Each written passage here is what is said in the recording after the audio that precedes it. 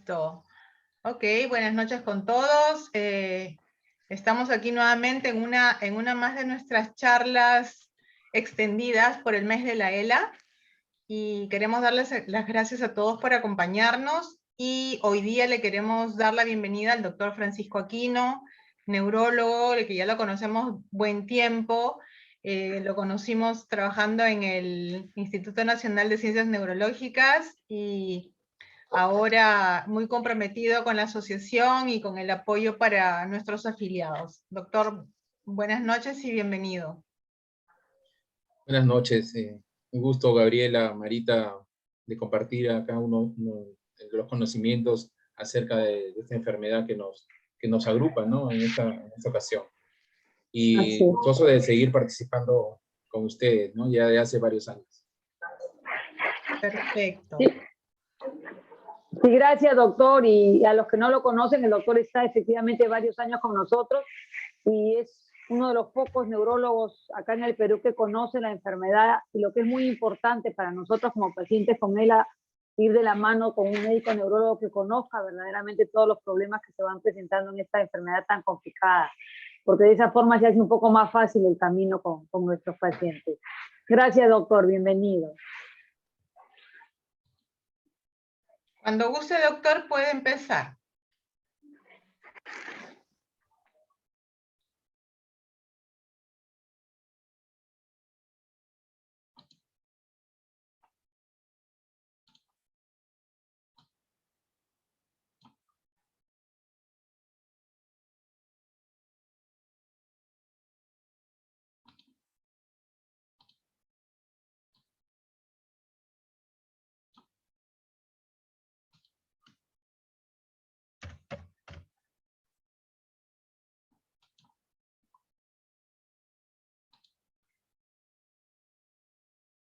Sí, su micrófono no se le escucha. ¿Estás viendo la pantalla, Gaby? Sí, sí se le ve, perfecto. Ya, perfecto. Ya, gracias por la invitación. Ya desde junio se están presentando una serie de especialistas manifestando todos sus conocimientos acerca de esta enfermedad que nos agrupa, ¿no? De esclerosis lateral amiotrófica. Nosotros hemos escogido el tema en cuanto a cómo tener mayor conocimiento sobre qué es la esclerosis lateral amiotrófica. Muchas veces los pacientes van a la consulta y en realidad nunca.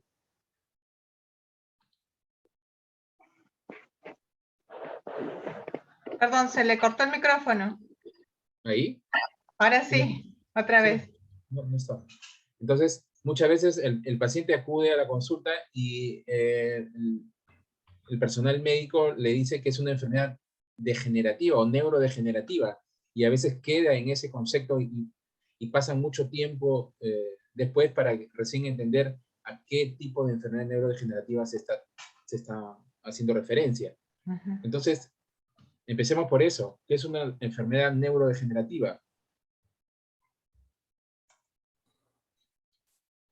Las enfermedades neurodegenerativas corresponden a unas enfermedades en las cuales hay una disminución progresiva de un grupo poblacional neuronal y que cada una de ellas tiene una determinada función, y por lo tanto los síntomas que van a llevar al paciente es justamente de ese grupo neuronal.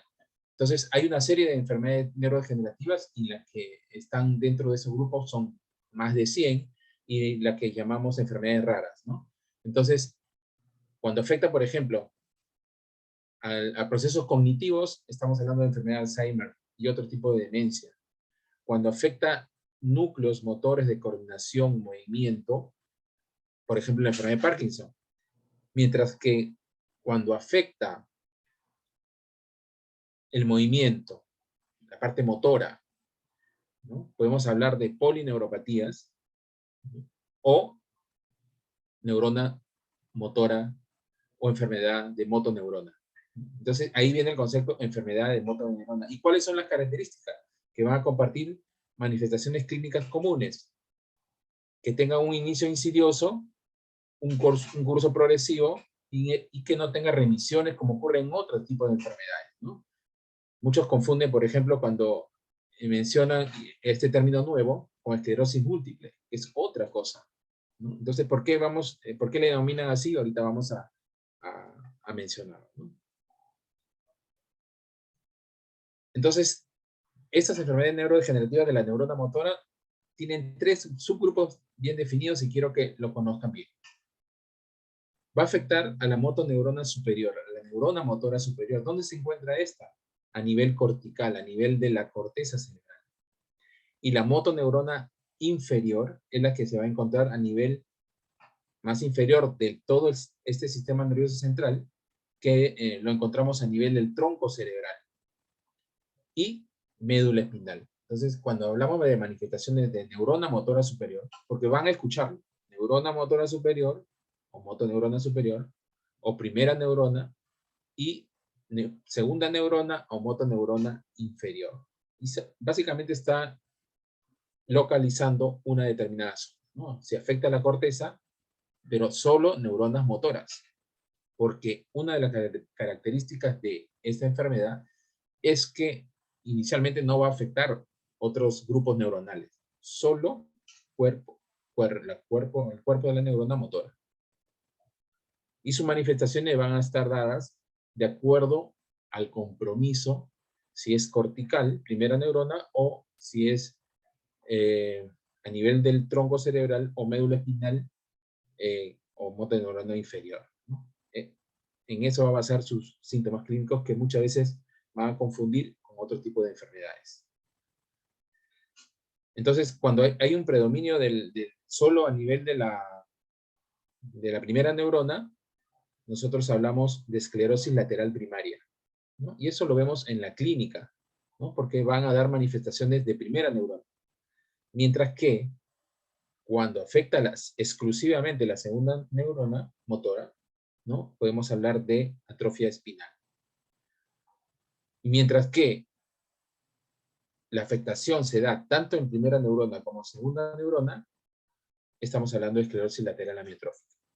Pero el curso de la enfermedad de esclerosis lateral también puede empezar solo con compromiso de la segunda neurona y posteriormente agregarse segunda neurona, de acuerdo en qué momento lo veamos, ¿no? O al revés, solo compromiso de primera neurona y después en el lapso del tiempo vamos a ver compromiso de segunda neurona.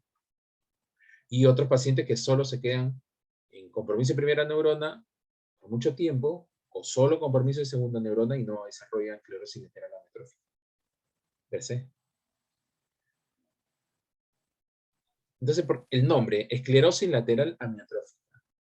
La esclerosis lateral amiotrófica es una enfermedad caracterizada por una parálisis muscular progresiva, por esta degeneración de las neuronas motoras, tanto primera o segunda neurona, ¿no? Que involucra el tracto córtico espinal. Es toda la vía, desde el cuerpo neuronal, toda la vía, por eso se llama córtico espinal, porque viene de la corteza y se dirige a la médula.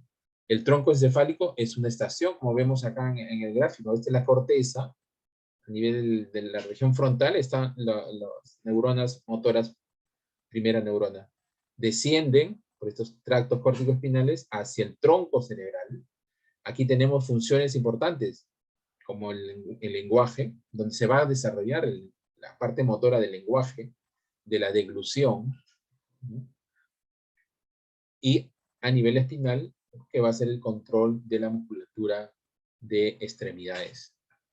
Entonces, el término esclerosis lateral va a estar dado por un estado de cicatrización o esclerosis, a ese es el término patológico, en la médula espinal, y la denominación amiotrófica corresponde a la atrofia muscular, ¿no? Que va a estar acompañada de otros síntomas, ¿no? Por compromiso a nivel de la segunda neurona motora, que como ustedes saben es la debilidad y fasciculaciones, ¿no? Un síntoma que muchas veces es inicio de la enfermedad. Entonces, a raíz se formaron las asociaciones internacionales y casualmente hace pocas semanas hemos estado recordando el 21 de junio el Día Internacional de la Lucha contra la Esclerosis Lateral Amiotrófica, ¿no? Creo que en 1996 en Chicago se instauró por la OMS. Hay dos nombres mundialmente conocidas de esta enfermedad, ¿no? Enfermedad de Lou Gehrig y enfermedad de Charcot, ¿no? En Estados Unidos, porque es un famoso beisbolista que tuvo la enfermedad, y en la enfermedad de Charcot porque Charcot fue quien describió inicialmente en muchos pacientes esta enfermedad.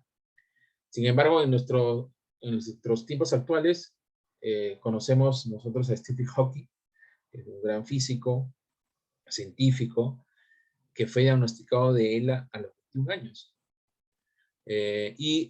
Pasaron más de 50 años en los cuales él preservó su carácter científico, dándonos una serie de libros que demuestran su lucidez y su espíritu humanista, en los cuales lo leemos cuando hacemos lectura de estos libros, ¿no? Entonces, es un referente de él. Hace poco falleció Stephen Hawking. Entonces, en cuanto a aspectos epidemiológicos, ¿no? Quizás en el Perú y en diferentes partes de Latinoamérica sobre todo, no tenemos una real estadística, ¿no? Sin embargo, yo creo que con la asociación podemos trabajar y tener, yo sé que ustedes como asociación tienen un listado de los pacientes, sin embargo, creo que todavía nos quedamos cortos en el real número de los pacientes que hay en nuestro país, ¿no? Entonces es una tarea que nos comprometemos, creo, con toda la asociación y generar y tener una real estadística de lo que está ocurriendo en nuestro país. En general, la incidencia es 1 a 2 casos por 100.000 habitantes por año. Con una prevalencia, es decir, cuántos casos hay en un determinado tiempo, en un momento, de 3 a 4 por 100.000 habitantes. Pero por año tenemos 1 o 2 casos por cada 100.000 habitantes, que es un número significativo a nivel de... otra de las cosas que siempre al inicio nos preguntan los pacientes es si esto es hereditario, ¿no? Nosotros siempre le decimos que aproximadamente el 90% de esta enfermedad es esporádica. Ese es el término que se usa cuando no tiene relación o antecedentes con algún familiar. Sin embargo, hay un grupo, un porcentaje que va entre el 4 al 10% en los cuales hay una presentación familiar. Hemos visto muy pocos casos acá en el Perú, dos familias hemos visto, y los cuales obviamente hemos tenido la ocasión de llevar sus muestras a que sean verificadas y encontrar el gen que se está produciendo, ¿no? Pero como digo, son muy escasos acá en el Perú, lo que hemos visto. Si hacemos una evaluación genética a todos los pacientes, obviamente este porcentaje quizás puede aumentar, ¿no? En los cuales se va a encontrar un gen determinado para que esté asociado a la esclerosis lateral amiotrófica. A nivel mundial, datos mundiales nos dicen que aproximadamente el 80% de los casos están comprendidos en una edad de 40 a 70 años. Sin embargo, la mayor incidencia se encuentra entre los 50 y 60. Nosotros hemos visto pacientes con menos de 30 años. No es lo habitual, pero lo hemos visto. Y también de 90 años. Entonces, es un amplio margen en el cual se puede presentar esta enfermedad. Sin embargo, ese es el grupo etario en los cuales encontramos la mayor incidencia, entre los 50 y los 60 años. O sea, ¿cómo empieza? Con manifestaciones espinales. Ya lo mencionaba inicialmente, la manifestación espinal es cuando compromiso de la segunda neurona motora. Entonces, las 2/3 partes, más del 70%, empieza con síntomas espinales, mientras que el resto puede iniciar a nivel vulvar, es decir, con problemas en el lenguaje, ¿no? Lo que llamamos disartria, en la deglución, menos frecuente, ¿no? Entonces, ¿cuáles son los síntomas iniciales? Si comprometen miembros, extremidades superiores, hay una pérdida en la fuerza de la mano, El paciente refiere que tiene dificultad para abrocharse la camisa, coger objetos, y menos frecuentemente el paciente refiere que tiene dificultad para levantar algún determinado objeto, ¿no? Esto indica que hay una disminución de la fuerza a nivel proximal. No es lo habitual. Generalmente es a nivel distal, ¿no? En cuanto a coger cosas, a hacer alguna función manual, ¿no? En las extremidades inferiores es típico paciente que presenta debilidad en el pie, el famoso pie caído, sin ningún antecedente traumático, ¿no? Que se desarrolla en un determinado tiempo, ¿no? Paciente que viene con pie caído, alta sospecha de compromiso espinal de esta esclerosis lateral, ¿no? Bueno, en el segmento cefálico, cabeza y cuello, debilidad en los músculos de la lengua, de la faringe, que van a provocar lo que le decíamos, esta alteración en la articulación de la palabra, ¿no? Algunas veces difonía, ¿no? Alteración ya en la calidad de la voz, cambio de voz, y con menor frecuencia los problemas de disfagia, o que la disfagia se desarrolla al transcurrir la enfermedad, ¿no? Y obviamente inicia con esa dificultad para pasar líquidos. Ese es el inicio de la disfagia, más que sólidas. Entonces, signos y síntomas de neurona motor inferior, obviamente la mayor cantidad es la debilidad muscular.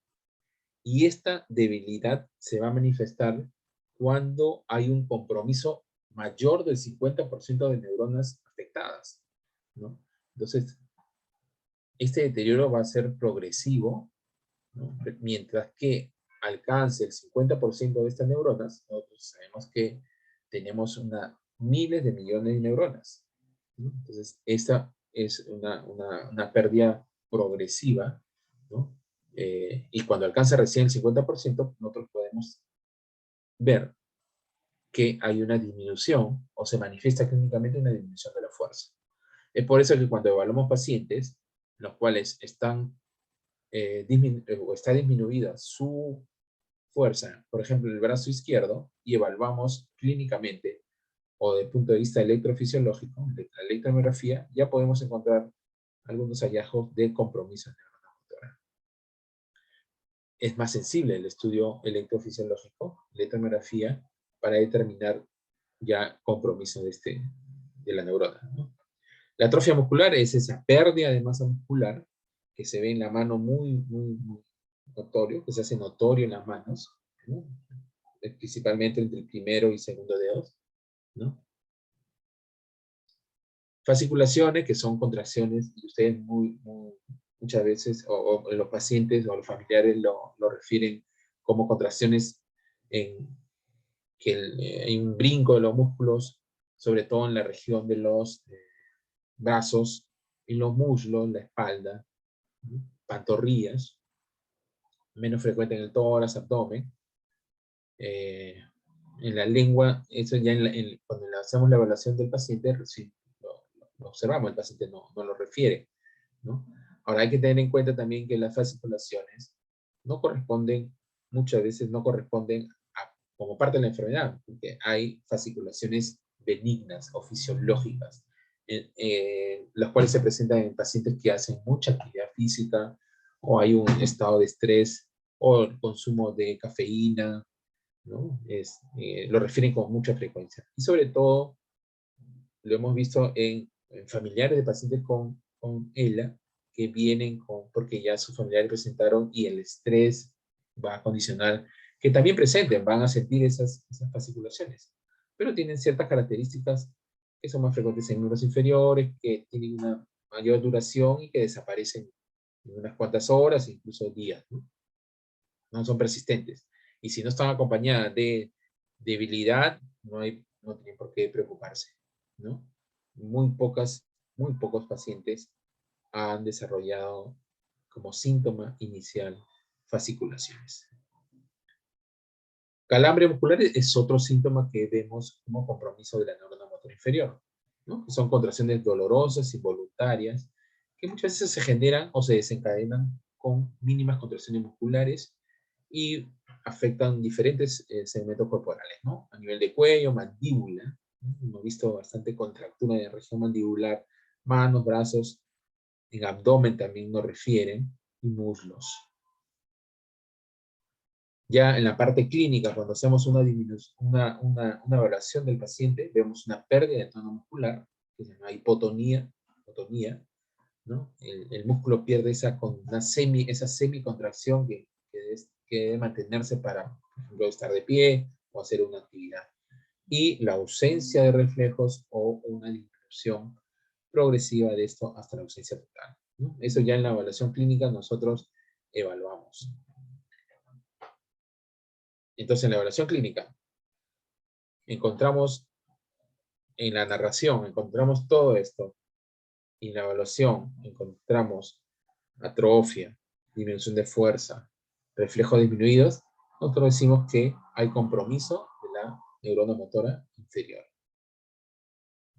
Pero para hacer el diagnóstico de ELA, en un segmento tienen que estar presentes tantos síntomas y signos de primera neurona como de segunda neurona. ¿Y cuáles son esos síntomas y signos de la primera neurona o neurona motora superior? La espasticidad, ¿no? Que es la ausencia de relajación de los músculos, ¿no? Porque hay una pérdida de control inhibitorio sobre la médula espinal. Entonces, tiene que haber una coordinación entre la primera neurona y segunda neurona. Cuando se pierde este control, el músculo no se relaja y se pone espástico, duro, rígido, ¿no? Hay hiperreflexia en vez de hiporreflexia como en el neurona motor inferior. Hay presencia de reflejos patológicos y el más frecuente es el signo de Babinski. Seguro que ustedes, pacientes o familiares, han escuchado cuando el médico refiere esto, ¿no? El signo de Babinski está presente, compromiso de primera neurona. En algunas ocasiones, la habilidad emocional, ¿no? El paciente y los familiares a veces no se pueden explicar por qué los pacientes, estando en una situación determinada, tienen acceso de risa o de llanto, ¿no? En forma incontrolada, ¿no? El paciente dice, no sé por qué me río, no sé por qué lloro, porque no tengo ningún estímulo determinado para tener risa o llanto, ¿no? Incluso sin una causa aparente, como les digo, y esto muchas veces puede ser unos síntomas iniciales, como compromiso en primera neurona, o a lo largo de la evolución del paciente, ¿no? Entonces, esto se da por compromiso básicamente a nivel del tronco cerebral. Entonces, ¿cómo es el manejo de pacientes con esclerosis lateral amiotrófica? El enfoque va a estar básicamente en paliar o disminuir los síntomas y preservar durante el mayor tiempo posible la funcionabilidad del paciente, ¿no? Entonces, y no solo la parte física, sino también el aspecto emocional, que es muy importante.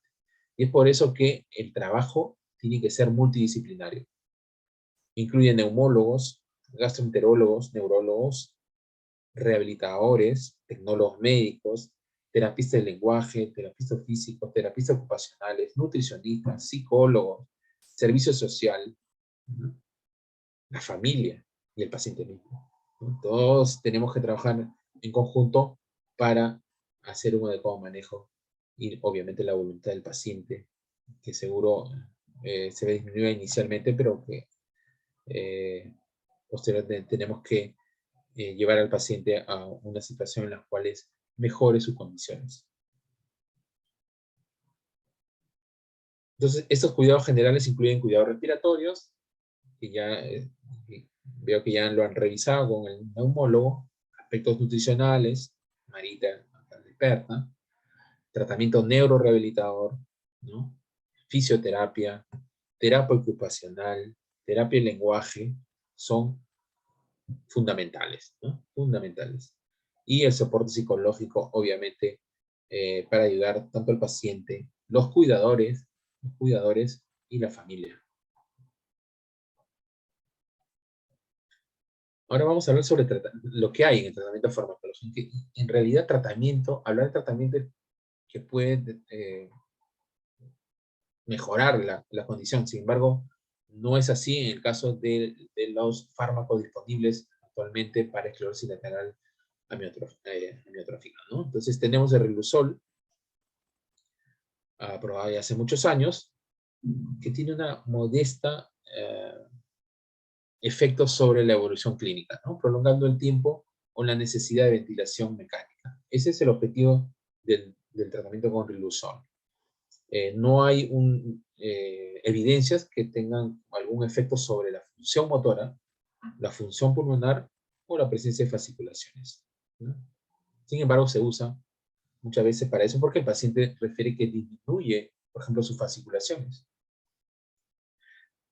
Por lo tanto, si queremos retrasar la necesidad de ventilación, ¿no?, asistida, la recomendación es instaurarla desde el inicio del diagnóstico de la enfermedad, ¿no? La dosis, como muchos de ustedes saben, lo están consumiendo, 50 miligramos cada 12 horas. Refieren que no hay mayor incremento de beneficio terapéutico cuando se usa en estados, cuando se usan mayores de esta dosis. Sin embargo, hay algunos estudios que mencionan que una tercera o cuarta dosis puede ser beneficiosa. Sin embargo, obviamente los efectos secundarios pueden incrementarse, ¿no? Entonces, ¿cuál es el mecanismo de acción del riluzol? No hay un mecanismo exacto que diga esto funciona, ¿no? Entonces, en esa determinada zona funciona. Sin embargo, podría inferirse que inhibe la liberación de ácido glutámico, ¿no? El ácido glutámico es una sustancia excitotóxica, es tóxica para la neurona motora cuando existe en mayor cantidad, ¿no? Por lo tanto, el riluzol se plantea que bloquea este mecanismo excitotóxico del ácido glutámico. Efectos adversos con mayor frecuencia: fatiga. La fatiga es el efecto adverso más frecuente, más del 20% de pacientes pueden referir esto, ¿no? Presencia de náuseas también, y una elevación de los niveles de transaminasas. Por eso hay que monitorizar el perfil hepático en los pacientes, ¿no? Sin embargo, esto es reversible, ¿no? Porque conforme se va usando en el tiempo, mejora estos niveles de transaminasas.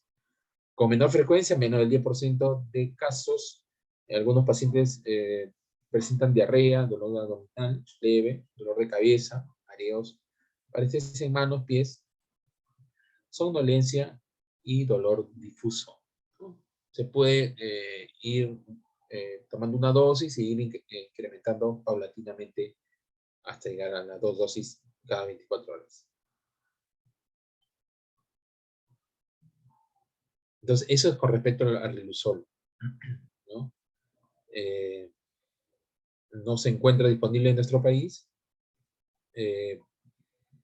Tengo información de que va a haber una presentación a fin de año, o antes de fin de año, en su versión suspensión, ¿no?, aquí en el Perú. Esperemos que llegue pronto para tener este fármaco que puede disminuir o aumentar, perdón, la aparición de la necesidad de ventilación. Otro fármaco aprobado en Japón, donde se descubrió, ¿no?, y en Estados Unidos, no en Europa, es el edarabone, que es un medicamento que se administra a través de infusión intravenosa, ¿no? Algunos estudios refieren que parecen lentecer la progresión de algunos subgrupos de personas con ELA. No se da en todos los pacientes, ¿no?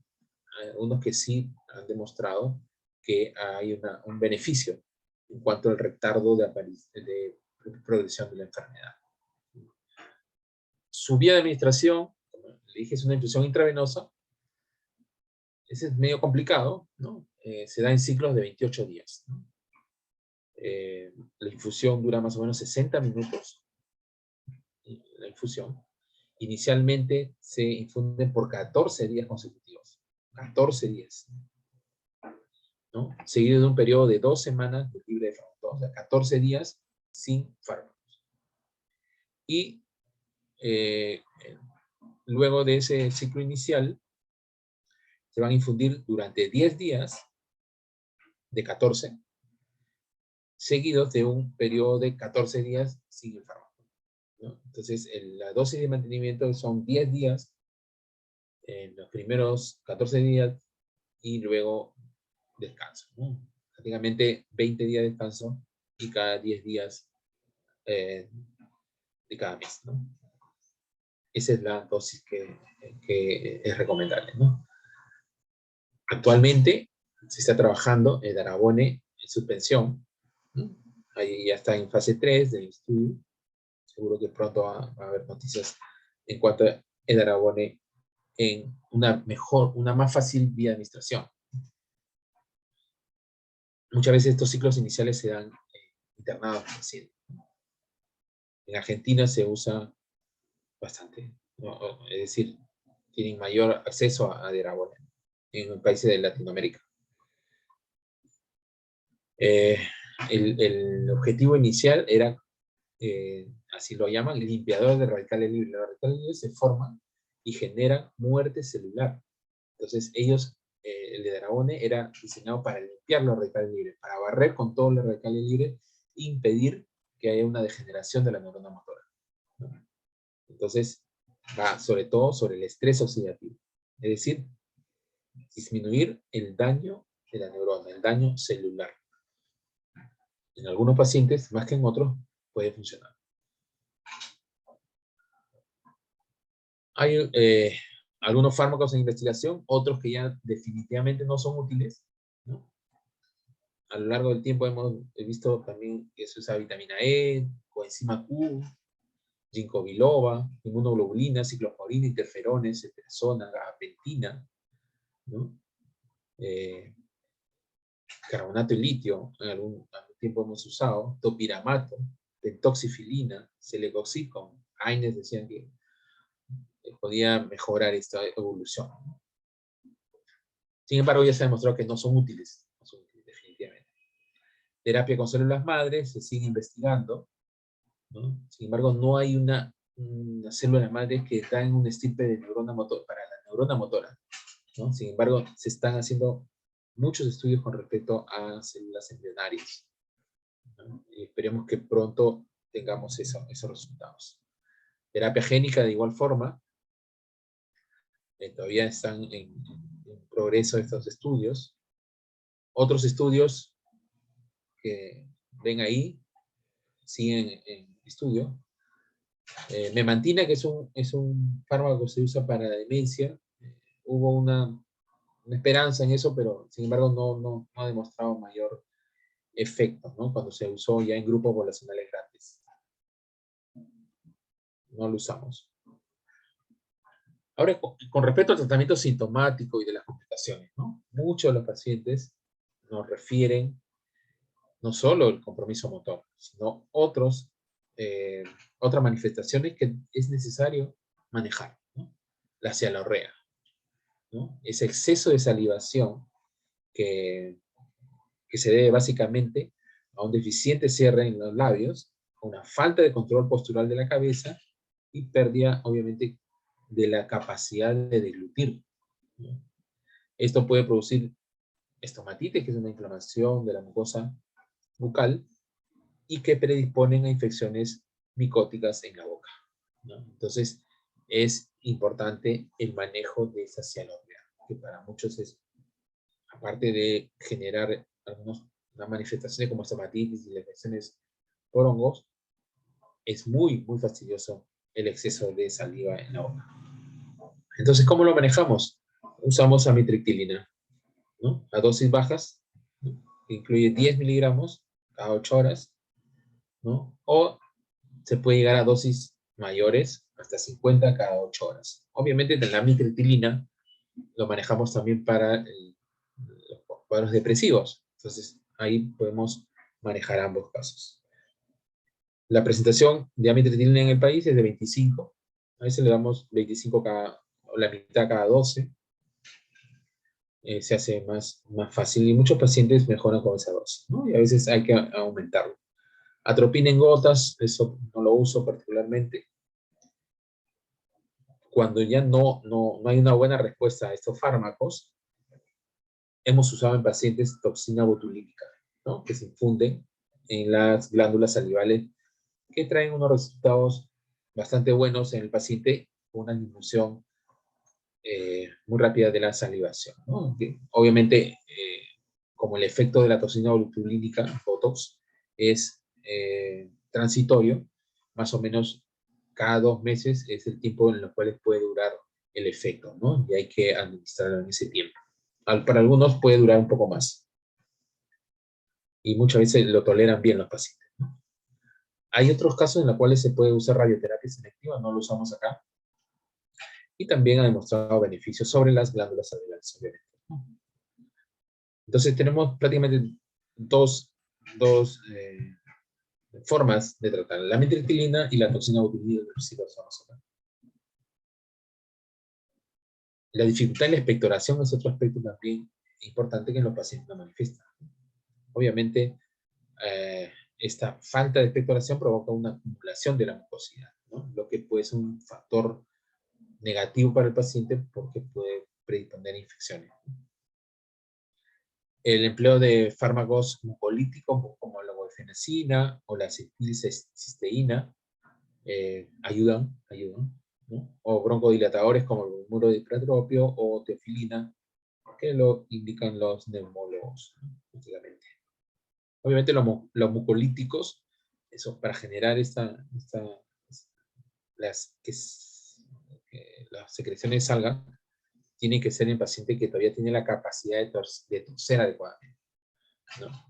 Pero que aún manifiesta acúmulo de estas mucosidades. El uso de dispositivos insufladores puede también resultar útil. Ese es un manejo de neumología, ¿no? Yo no lo uso. Y otra recomendación en los pacientes que tienen esta predisposición al acúmulo de la mucosidad es mantener el lugar humidificado, ¿no? En los ambientes donde está el paciente, ¿no? Hay dispositivos que humidifican el ambiente y eso es bastante recomendable para fluidificar las secreciones. Y finalmente, los calambres, ¿no? Calambres, también hay muchos pacientes que se quejan de estas contracciones sostenidas que producen mucho dolor, ¿no?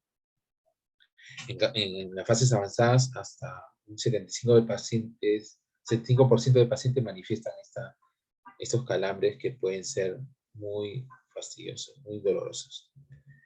Pueden aliviarse obviamente con estiramiento, movimiento pasivo de las articulaciones, masajes, manteniendo el músculo caliente, el músculo afectado caliente, estirándolo para que se alivie el dolor, ¿no? Algunos medicamentos que se usan, baclofeno, vitamina E, el Relusor, que en algunos pacientes refieren que disminuyó los calambres, memantina, ¿no? Y recientemente el levetiracetam, que es anticonvulsivo, un fármaco anticonvulsivante, un antipiléctico, ha manifestado una reducción en la frecuencia e intensidad del calambre, ¿no? Entonces, algunas veces lo hemos usado, ¿no? La espasticidad, esa rigidez de las extremidades, la fisioterapia es clave, ¿no? Como en cuanto a la atrofia, la espasticidad, la fisioterapia ayuda, es una norma fundamental. Fármaco que usamos, baclofeno, a dosis creciente de 5 miligramos cada 8 horas, hasta a veces hemos usado 20 miligramos cada 8 horas. Cuando ya no resulta, mejor no usarlo, que tiene algunos efectos secundarios. No hay en Perú tizanidina, ¿no? Algunos pacientes lo consiguen en países cercanos, Chile sobre todo. Gabapentina, memantina, sí tenemos, ¿no? Y obviamente benzodiazepina, ¿no? Diazepam, que puede ir de 10 a 30 miligramos por día. Pero ceda al paciente y eso no es beneficioso para él. Depresión también es otro síntoma que acompaña al paciente y a la familia, sobre todo, ¿no? Entonces hay que estar atentos a las manifestaciones. Obviamente el diagnóstico va a generar cambios en el estado de ánimo que hay que tenerlos presentes y hay que manejarlos adecuadamente, no solo desde el punto de vista farmacológico, sino también desde el punto de vista psicoterapéutico, ¿no? Muchos estudios refieren que mirtazapina es bien tolerado en pacientes con el avanzado y también se pueden usar los otros fármacos con mayor o con más fácil acceso como los IRS, que son los inhibidores de recaptación de serotonina, que es un neurotransmisor involucrado en la depresión, ¿no? Como fluoxetina y escitalopram fundamentalmente. Cuando hay un predominio de ansiedad, ¿no? Hay pacientes que tienen un predominio de ansiedad, otros predomina la depresión, o hay otros que hay un cuadro ansioso depresivo, ¿no? Cuando hay un predominio de la ansiedad, el bupropión, que es un fármaco que sí lo tenemos acá, ayuda o tiene mejor ayuda que los otros que mencioné anteriormente, ¿no? Entonces, reconocer los síntomas depresivos es fundamental para iniciar el manejo terapéutico y psicológico. Alteraciones de sueño es otra manifestación del paciente con ELA, ¿no? Aproximadamente el 50% lo puede presentar, con mayor frecuencia en las últimas fases de la enfermedad, ¿no? Obviamente va a producir malestar, aumento del cansancio, debilidad, fatiga, ¿no? Muchas veces sueño vespertino, en la noche no duerme. Entonces, como tratamiento sintomático, con buena respuesta, ya les decía, la amitriptilina, que produce unos efectos secundarios de sueño, lo manejamos para la depresión también, para la cialorrea, y también lo podemos usar cuando hay alteración del sueño, ¿no? Otro fármaco que se usa para el sueño, que es el solpidem, también brinda ayuda al paciente, ¿no? Podemos empezar con 5 miligramos, 10 miligramos, incluso 20 miligramos. Y últimamente el modafinilo, el tratamiento de fatiga en los pacientes con ELA, es un estudio que ha demostrado que puede ayudar en los pacientes con fatiga, ¿no? Modafinilo es un fármaco que se utiliza para los pacientes que no pueden mantenerse despiertos durante el día. Otras complicaciones, y con esto creo ya termino, el estreñimiento, ¿no? No es por un efecto directo sobre la inervación intestinal, porque la ELA no afecta a ese nivel, ¿no? Más bien es la inmovilidad, el uso de fármacos que se usan para los otros síntomas, como atropina, amitriptilina, opiáceos, van a producir estreñimiento. Entonces, ¿cuáles son las medidas? Primero, dietéticas, ingesta abundante de líquidos y uso de fibra, ¿no? Que mejoran el bolo fecal. En fases más avanzadas podemos usar estimulantes del peristaltismo, isacodilo, que lo tenemos acá, sustancias osmóticas como la lactulosa, que lo usamos muy frecuentemente, o ya cuando es necesario usar supositorios de glicerina, enemas, evacuantes, ¿no? Otro de los síntomas que menciona el paciente es el reflujo gastroesofágico, ¿no? Básicamente por la afectación diafragmática a nivel del esfínter esofágico inferior. Puede producir disnea nocturna, esa dificultad para respirar, ¿no? Muchas veces se piensa que es un compromiso de la respiración de los músculos respiratorios, sino más bien es parte del reflujo que produce esa dificultad para respirar, y es producto de este reflujo gastroesofágico, que dentro de las otras complicaciones pueden producir una aspiración pulmonar del contenido gástrico y tener mayores complicaciones, ¿no?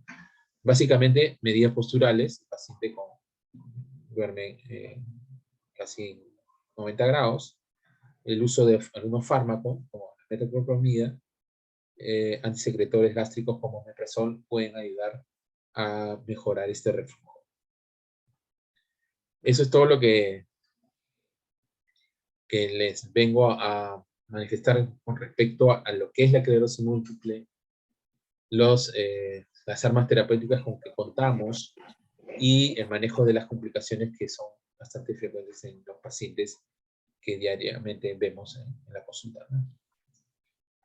Yo creo que ya podemos conversar, algunas preguntas seguro que hay en nuestros amigos que nos acompañan hoy día, ¿no? Gracias, doctor. Muchas gracias.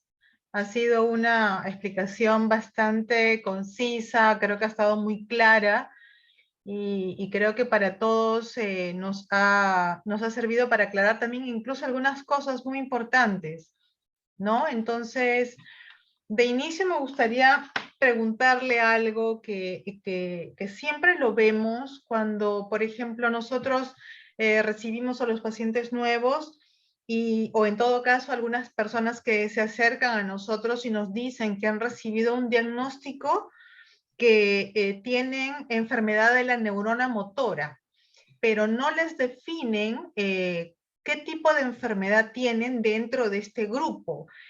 ¿Cuál sería la complicación que se puede dar para no llegar a dar una definición exacta y por lo tanto no definir un tratamiento digamos, y comenzar a hacer las mejoras en la calidad de vida de estas personas? Claro, como mencioné, muchas veces no solo se habla de enfermedad de neurona motora, sino solo le dicen enfermedad neurodegenerativa. Como había explicado, la neurona motora puede involucrar solo la primera neurona, esclerosis lateral primaria. Obviamente va a haber un deterioro progresivo también, pero con síntomas y signos de compromiso de primera neurona. Segunda neurona, atrofias espinales, también progresivo, puede haber un estancamiento. Sin embargo, esclerosis lateral amiotrófica involucra primera y segunda neurona. Claro. Entonces, cuando alguien le dice neurona motora, especifique. Claro. ¿Es primera, es segunda o es ambas? Y eso lo determinamos a través de la evaluación clínica. Cuando encontramos, por ejemplo, cuando afecta segunda neurona, encontramos debilidad, atrofia y ausencia de reflejos. En un brazo, por ejemplo. Si encontramos debilidad, atrofia y reflejos incrementados, estamos hablando de primera y segunda neurona. Puede ser en en dos extremidades. Entonces, también hay una clasificación de ELA probable, ELA posible y ELA definida, de acuerdo a los segmentos que se afectan.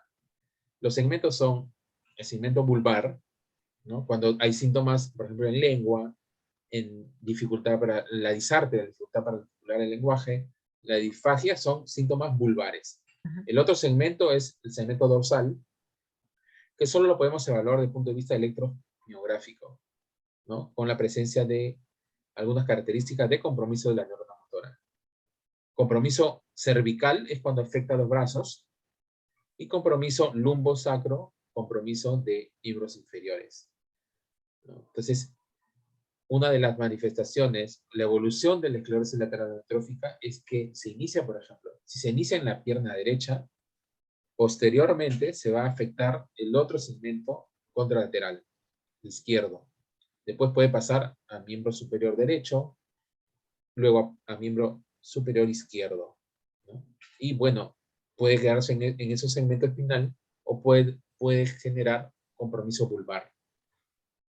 Cuando el inicio es vulvar, hay una mayor progresión, porque puede pasar de disartria o disfagia, ¿no? Alteraciones a nivel de lengua, y luego compromiso de miembros superiores, y muchos pacientes vienen así, solo con disartria, disfagia, 1, 2, 3 años, ¿no? Y se mantienen ahí, y posteriormente pueden desarrollar compromiso cervical y lumbosacro. Perfecto. Doctor, Ahora, sí, otra, Marita, hemos visto también pacientes con diagnósticos que no son neurona motora. Me acuerdo muchos, por ejemplo, de estas atrofias multisistémicas, se llaman. Son síntomas parkinsonianos. Debilidad, rigidez, dificultad para el habla, ¿no? Son lo que llamamos Parkinson Plus. El Parkinson asociado a, por ejemplo, al trastorno del habla, ¿no? Entonces, incluso que dan riluzol, pero sin embargo, una evaluación clínica, nosotros definimos que no es un compromiso de neurona motora, ¿no? Obviamente la electromiografía en pacientes con Parkinson, por ejemplo, o Parkinson Plus, que es estas esclerosis,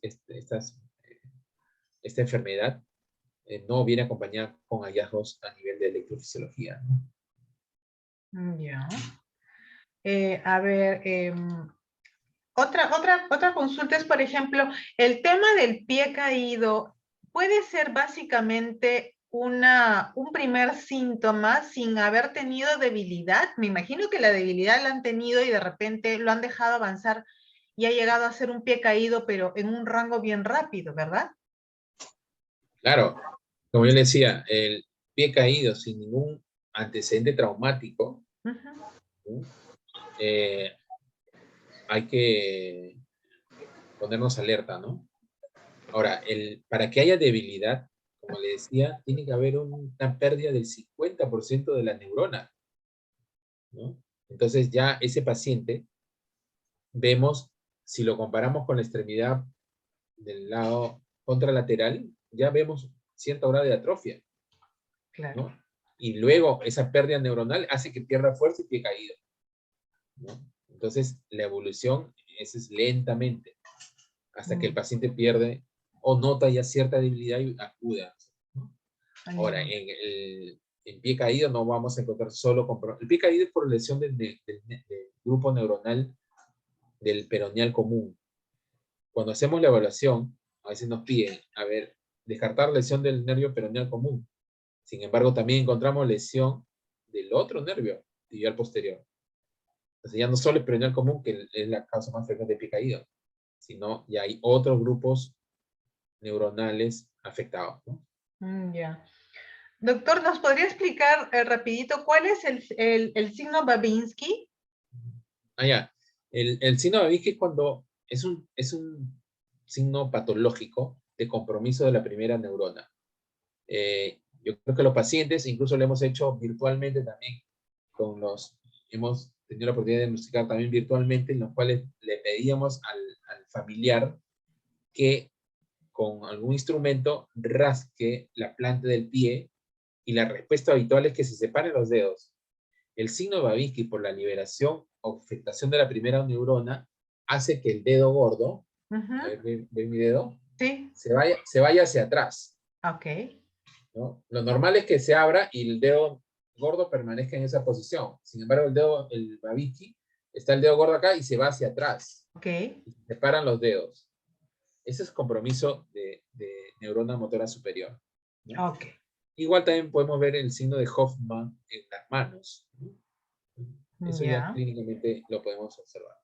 Y bueno, sí, algo interesante también nos pareció lo del reflujo, ¿no? Que se puede que produce, el reflujo puede confundirse con una afectación ya del aspecto respiratorio. Exactamente. Y simplemente es un reflujo, el paciente mejora posturalmente, ¿no? Con almohadones, que duerme semi sentado y mejora, ¿no? Además de los usos de prokinéticos o el omeprazol, que lo usamos con bastante frecuencia, ¿no? O que lo viene indicando nuestro colega gastroenterólogo. Claro, perfecto. Bueno, aparte estaban haciendo una pregunta, ya que usted estuvo tocando los diferentes tratamientos farmacológicos. Hace poco en Canadá aprobaron el Albriosa, que es el AMX0035, ¿no? Entonces, ayer me parece, o 2 días antes, leí que ya la FDA iba a pedir a un grupo de expertos externos que vuelvan a evaluar esto en Estados Unidos, ¿no? Y que se podría pedir, se espera que esta reunión de expertos para evaluar para la FDA se estaría reuniendo en septiembre. ¿Qué nos puede comentar respecto a este AMX0035? Bueno, sí, he tenido esa noticia, sin embargo, en cuanto a la FDA, es muy receloso en cuanto a la aceptación de fármacos, ¿no? Y sobre todo por el costo que genera y la expectativa que tiene para estos. Sí. En septiembre creo se reúne el FDA para hacer nuevas evaluaciones para este fármaco que ha dado ciertas luces en algún grupo de pacientes en Norteamérica, ¿no? Exacto, y lo que se sabe es que ya también el laboratorio había mandado a la agencia europea, ¿no? Para que también lo puedan evaluar. Así que Así como que son los dos grupos. estamos un poquito en espera. Gaby, lo que se ha No hecho, solo que se eso, ha sino con dado, otros fármacos también, ¿no? Sí. doctor, lo que se ha hecho en Estados Unidos y en algunos lados, se ha dado el TUDCA y el fenilbutirato separado porque se piensa que esa unión viene a ser lo que es el AMX, este fármaco, ¿no? Eso se ha estado dando, siendo el fenilbutirato en un momento muy caro y ahora hay una versión menos cara, ¿no? Y el TUDCA, que es accesible, ¿no? Pero bueno, hay que esperar un poco que estén los resultados, pero eso es lo que se ha estado manejando, juntando los dos fármacos que se presume sean lo mismo que este AMX, no sé cuántitos. La idea de los Pero fármacos es que sean accesibles a todos, ¿no? Sí, eso, eso. todavía no se sabe cuál va a ser el precio, así que todos estamos como que un poquito a la espera. Ojalá que todos podamos... Doctor, que y sea otra cosa, accesible. en Argentina, gracias a este senador que tiene él, pues ex que ha renunciado, ¿no? ¿Cómo se llama? Butrich. ¿Cómo es que se apellida? Sí. Butrich, algo así. Ahí se ha una ley donde se pide al gobierno que por favor se tenga, lo que habla usted, que no tenemos acá un censo, un registro nacional de ELA, ¿no?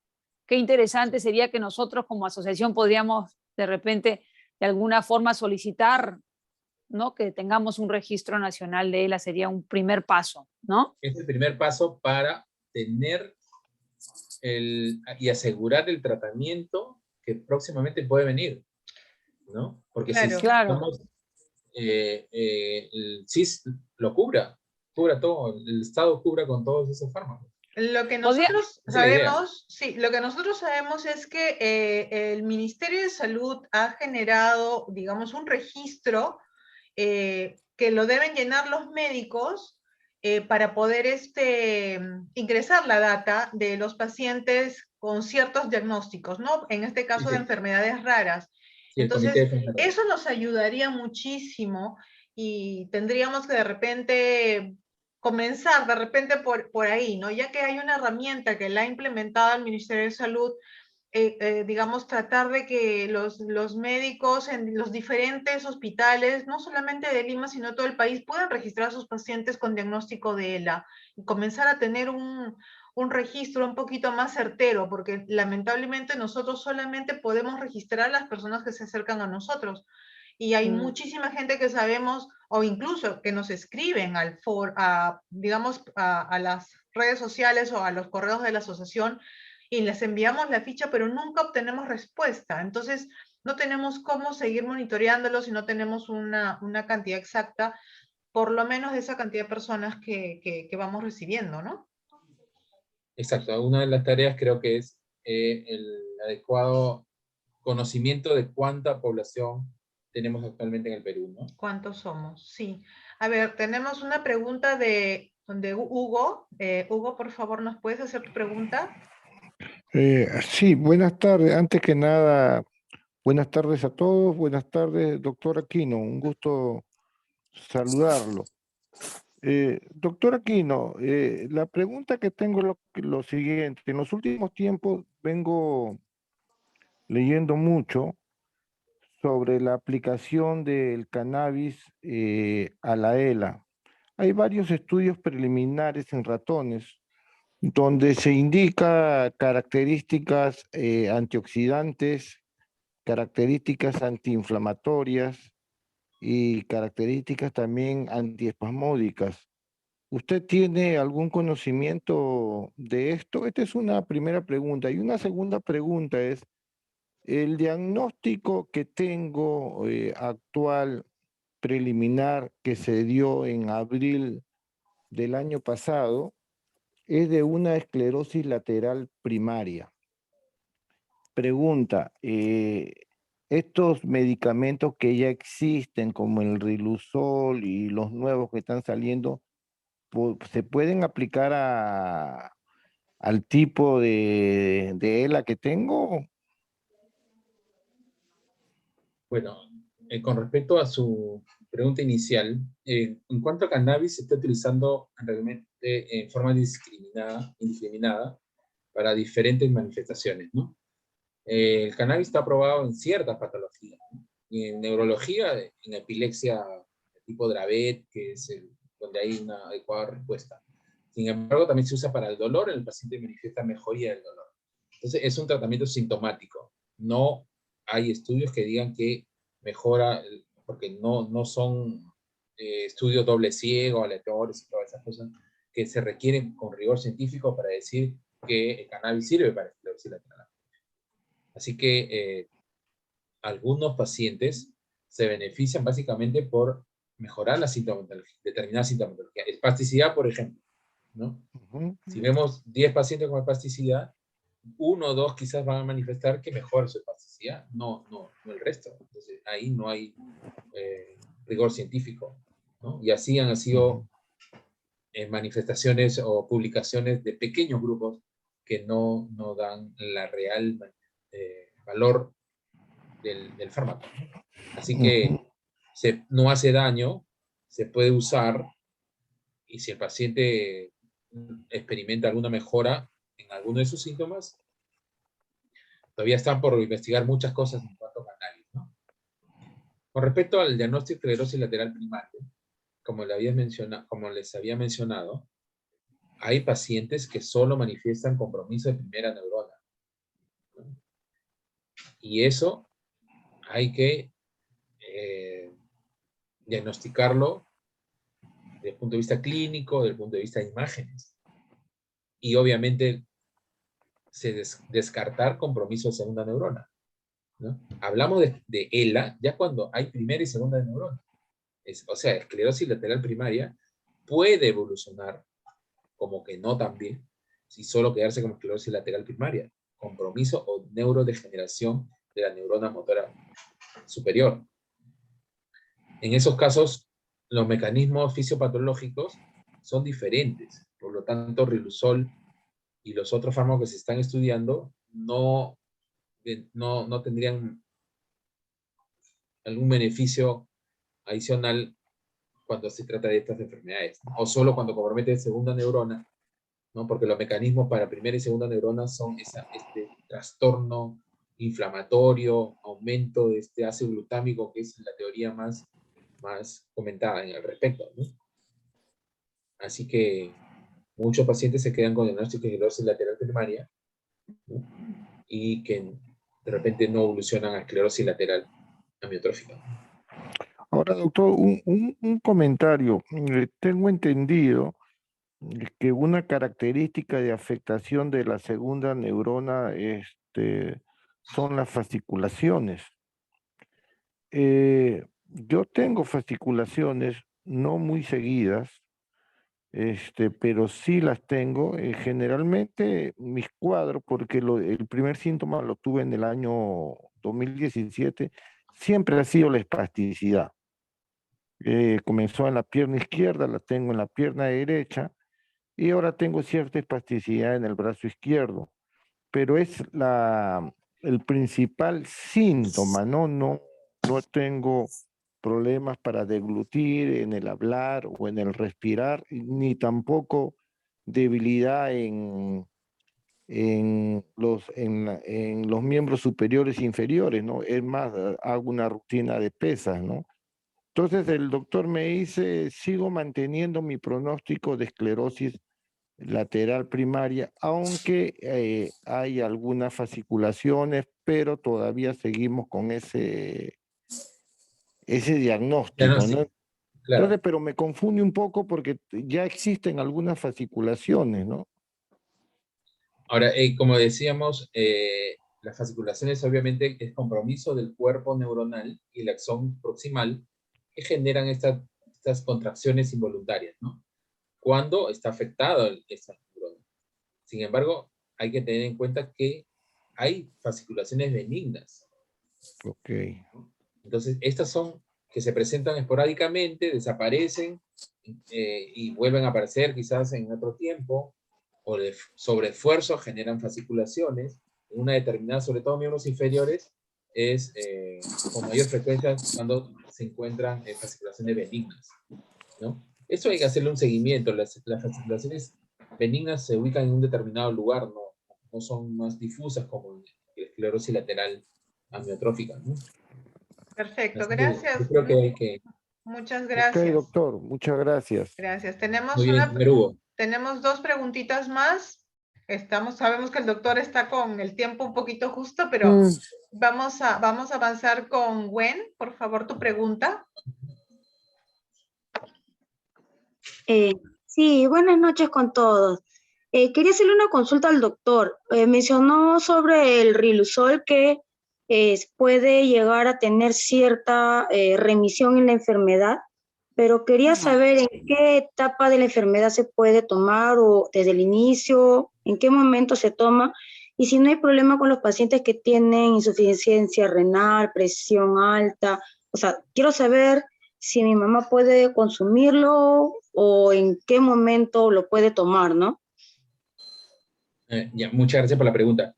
Hay que tener bien claro que el riluzol es un fármaco que no ha demostrado remisión de la enfermedad, ¿no? El objetivo del uso de riluzol es prolongar el tiempo en el cual el paciente va a llegar al uso de ventilación asistida, ¿no? ¿Qué hago con eso? Es decir, el pronóstico, sus beneficios son, como dije, son modestos. Es decir, no producen mayor... O sea, si el paciente que usa riluzol, que no usa riluzol, el llegar al uso de ventilación mecánica puede ser de diferencia de semanas, nada más, ¿no? Se habla de 6 a 18 semanas. Entonces, la idea es esa, de evitar o prolongar el uso de ventilación asistida, ¿no? O pacientes que tienen ya dificultad, ya no usamos riluzol. La idea es, una vez hecho el diagnóstico de una hernia espinal, por ejemplo, empezar a usar para retrasar la aparición de compromiso vulvar. Claro, porque en el caso de mi mamá, ella tiene, ¿no?, la vulvar, y me doy cuenta que cada vez está teniendo un poco más de dificultad en lo que es respiración, porque al momento de dormir veo que tiene cada vez un poquito más de dificultad. Entonces, me quedaba un poco la duda de si se puede usar ahora el riluzol o ya no, o cómo hacer, ¿no?, en este caso. Yo no lo recomendaría porque ya llegó a ese estadio de compromiso de musculatura vulvar, ¿no? Y aquí hay que... ¿Usa BiPAP seguro? No. Habría que hacer una evaluación porque si ya hay esa dificultad, no tenemos que mantener una concentración de oxígeno baja en los pacientes, ¿no? Claro. Claro, BiPAP es fundamental, ¿no? Ya. O sea, hay que tener una evaluación neumológica ahí. Ya. Y otra consulta, doctor. Aparte del tema, estuve intentando conseguir que usted atendiera a mi mamá para que pudiera verla, pero no sabía cómo hacer. No sé si está atendiendo consultas. Ahí con Gaby o Marita coordinamos. No se preocupe. Ya. Ok, doctor, gracias. Gracias. Una última pregunta con la doctora Rosita. Hola, señora Rosita, doctora, la señora Rosita de Piura. Ella nos acompaña desde Piura. Buenas noches a todos. Lo que quiero preguntarle al doctor es que cuando me acuesto al dormir, tengo un poco de mucha salivación, tengo sensación de ahogo con la saliva. El doctor habló de la mitriptilina y quiero preguntarle más o menos cuál es la dosis. Yo tengo mitriptilina que me dieron cuando tuve el problema de ansiedad, es de 25 miligramos. ¿Qué dosis sería la apropiada? Porque pude escuchar también que sirve también para ese problema de exceso de salivación. Y eso más se me presenta a la hora de dormir. Y me incomoda mucho ese problema. Bueno, aparte de lo que tengo muchas fasciculaciones y espasticidad también, doctor, mis piernas ya han perdido más fuerza. No tengo mucha fuerza para levantarme de la silla. ¿Está usando riluzol? No, doctor. Tranquila, señora Rosita, no se preocupe. Estamos aquí para ayudarla. Tranquilícese. Señor Rosita, claro, si tuviera amitriptilina podemos empezar a usar para disminuir ese aumento de secreción de salivación que no le permite un adecuado sueño. Entonces, la dosis es mayor en las noches, porque usted, estando de pie, puede incluso deglutir eso, no le genera mayor problema, pero en la noche podemos usar para que mejore o disminuya la salivación. Uno de los efectos secundarios de la amitriptilina es la sequedad bucal por una disminución de la secreción de saliva. Entonces, podemos empezar con media tableta de 25 miligramos, que es la tableta que disponemos, media tableta en la noche, y vamos viendo cómo disminuye, podemos ir aumentando, ¿no? A una tableta en la noche. ¿No? Ya, bien, doctor, muchas gracias. ¿Ya? Y para la espasticidad, no sé si ¿qué está usando? No, solamente tomo el aceite de cannabis, doctor. No tomo ningún otro medicamento. ¿Cómo le va para también información de nuestro amigo Hugo que nos preguntó eso? Sí, eso me ayuda un poco también a mantenerme con la depresión un poco mejorada, ¿no? Me ayuda un poco también a calmar los calambres. Lo que he estado tomando también y me ayudó mucho fue el baclofeno. Para la espasticidad, baclofeno, para calambres también. Sí, sí. ¿Y cuánto Eso tomaba sí me de ayudó baclofeno? bastante. Solamente tomaba una a la hora de acostarme. Ya. Una baclofeno. Ahí podemos conversar en una reunión virtual para darle algunas indicaciones, señora Rosita.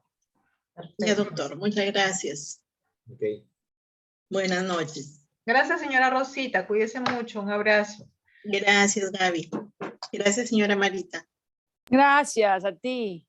Claro. Hay una pregunta más para terminar quizá. Dice, buenas noches, doctor. Mi papá empieza a tropezarse y a hablar con dificultad. ¿Es posible que su sistema nervioso esté muy afectado? Eso pregunta Luis Alfonso Parinango. Es que seguramente que sí, pero bueno. Ahora, marcha con dificultad para el habla, y hay que hacer una evaluación, ¿no? O sea, ¿tiene el diagnóstico de ELA? Tiene el diagnóstico de ELA, sí, y además también el señor va a comenzar a usar BiPAP porque el neumólogo ya le ha diagnosticado, ¿no? Sí, obviamente cuando aumenta la dificultad motora, va a haber esas caídas o pérdida de fuerza, Sí, pues. ¿no? O sea, una mayor dificultad para la marcha, sobre todo. Claro que es parte del proceso de la misma enfermedad. Todo este Sí. avance de síntomas, ¿no? Así Ahí es importante que el paciente tome las precauciones, doctor, porque caerse es terrible. Cuando un paciente se cae, hay que no tener miedo al bastón, al andador, poner en la casa esas barandas para agarrarse, porque por experiencia hemos visto con muchos pacientes que una caída puede ser terrible y hay que evitarla, ¿no? Porque la anestesia, una cirugía de cadera, son cosas que complican muchísimo la enfermedad y hay que prevenir. Totalmente de acuerdo, ¿no? Sí. Totalmente de acuerdo, Marita. Una ultimita pregunta, por favor, doctor, con Medalí. Medalí, por favor, tu pregunta. Buenas noches con todos. Buenas noches, doctor. Mi consulta es si es posible que la electromiografía deteriore o hace que avance más la enfermedad, la esclerosis lateral amiotrófica. Pasa que a mi papá le hicieron una electromiografía a fines de marzo. Es ahí donde diagnostican en el Policlínico Perona japonés. El diagnóstico indicaba que tenía signos de la enfermedad de neurona motora, ¿no? Y que tenía compromiso de nervio periférico a nivel de los dos nervios motores tibiales y peroneos, de tipo desmielinizante en grado moderado. Luego hemos llegado a Mogrovejo y ahí le han pedido una electromiografía nuevamente, que se la hicieron la quincena de mayo, y también una resonancia de la columna cervical. Esa todavía falta, el sábado se la van a realizar. Sin embargo, después de la electromiografía que le han hecho en el Mogrovejo, él indica, ¿no?, que perdió la fuerza, ¿no? Salió muy agotado, muy cansado, y a partir de eso es como él dice que toda su fuerza se disminuyó bastante. No sé si es lo que él siente o en efecto ha sido eso. Él tiene un poco de temor a hacerse este otro examen, ¿no? Le he comentado que es diferente, no es como una electromiografía, esta resonancia. pero yo quisiera saber si tiene alguna relación haberle realizado una segunda electromiografía tan pronto después de la primera. Gracias por la pregunta. De ninguna forma. La electromiografía es un procedimiento en el cual nosotros vamos a determinar el compromiso del nervio periférico, del músculo o de la neurona motora, ¿no? La electromiografía determina compromiso de neurona motora periférica, ¿no? Entonces, hacerla 1, 2, 3 veces, 4, 5 al año, no va a afectar de ninguna manera. Le va a producir malestar nomás al paciente, pero ese es momentáneo, ¿no? Entonces, no hay forma de que esto haya generado quizás la confirmación del diagnóstico. Obviamente lleva a efectos psicológicos y que manifieste cierta debilidad, ¿no? Pero no tiene ninguna relación.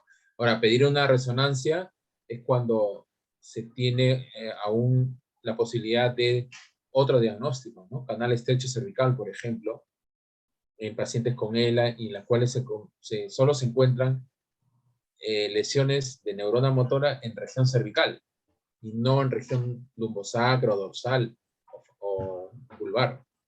¿Cuál fue el diagnóstico en esa segunda electromiografía? Todavía, porque como nos ha pedido los dos exámenes, entonces cuando recién le hagan la resonancia es que tenemos que volver a sacar la cita con el doctor Segura. La resonancia se le van a hacer este sábado. Este sábado toca la resonancia.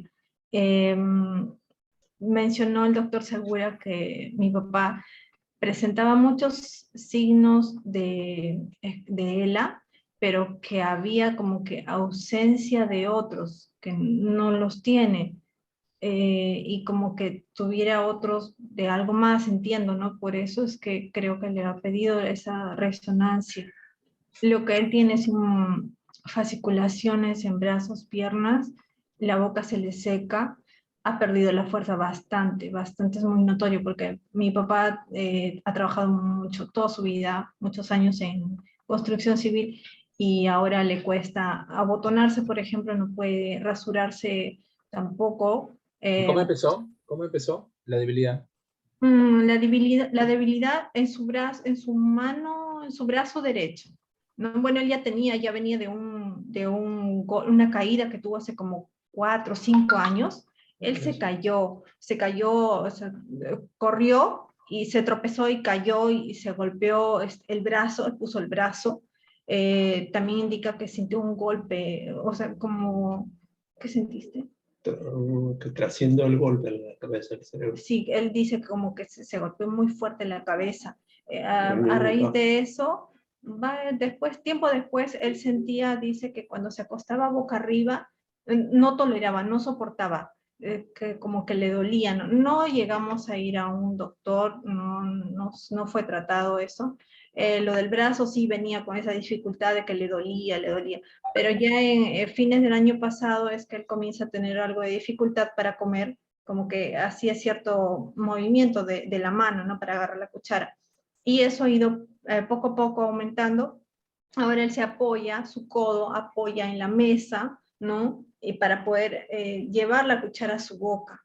Ahí eso es lo que más creo que fue lo que nos llamó la atención. Y esas fasciculaciones que él presentaba en sus brazos y también sus pantorrillas, sobre todo los brazos que no pausa, está todo el tiempo.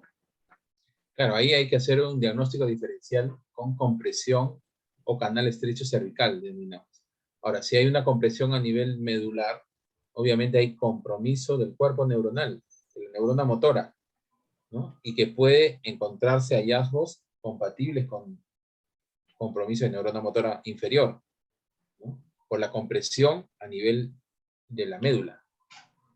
Entonces, ahí lo que pedimos es para verificar que no tengamos un diagnóstico que sí tiene un manejo y un pronóstico diferente. Esa es la importancia del diagnóstico con apoyo de imágenes y de laboratorio, ¿no? Hemos visto pacientes con intoxicación con plomo, que parece ELA. Hemos visto pacientes con canal estrecho, que parece ELA, ¿no? Hace poco de Cajamarca nos vino un señor con diagnóstico de ELA, ya tenía 1 año, así, pero tenía un canal estrecho cervical. Lo operaron y y el pronóstico es diferente, ¿no? Entonces, cuanto más pronto se hagan los estudios, cuando son recomendados por médicos que conocen este tema, estoy segura también, entonces eso puede ayudar a descartar o a confirmar el diagnóstico. Perfecto. Gracias, doctor. Muchas gracias por su respuesta. Gracias, Medalí. La señora Manuela Tencia. ¿Perdón? Sí. Vamos. Buenas noches. Soy su papá, su esposa de Manuela. Ay, ¿cómo está la señora Manuelita? Sí.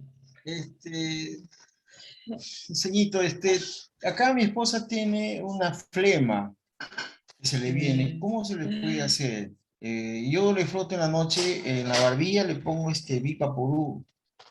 Entonces, porque ahora como el tiempo es está bien fuerte, entonces le pongo su Vivaporub y le abrigo bien para que no, porque tengo bastante recelo de que se pueda gripar y ella no tiene la fuerza suficiente. Ya, la señora Manuela usa BiPAP, ¿verdad? Sí, usa el BiPAP. ¿Han consultado con Amparito? No, recién estoy haciendo la consulta. Ah, ya. En todo caso, lo que vamos a hacer es dirigir la consulta con Amparito, porque ella es la que se encarga de ver estos temas, de la parte respiratoria, para que la puedan ayudar con el tema de las flemas. Ya. ¿Ya? Sí, es diferente, ¿ya? Cualquier cosita no se preocupe, vamos a conectarlos con Amparito. Yo tengo el teléfono de Patti. Ya. ¿Ya? Por ese Ya, lado doctor. seguimos conversando. Muchas Sí. gracias. A usted. Gracias. Ok. Bueno, eso ha sido, con esto damos fin a las consultas para que podamos despedir al doctor. Gaby, podemos comprometer al doctor para en un mes hacer una reunión de Zoom de solo preguntas. ¿Qué le parece, doctor? Ya. ¿Acepta? Doctor. ¿Ya? Claro. Sería bestial eso. Ya, eso hacemos. Hacemos con muchas consultas, lo vamos programando con tiempo y para que podamos interactuar un poquito más también. Y conocernos todos. Antes de irse, me gustaría, por favor, si pudiesen todos prender su cámara para tomarnos una foto antes de despedirnos. Sí, ya estamos, casi. Sonrían. Vamos a tomar una fotito, un ratito.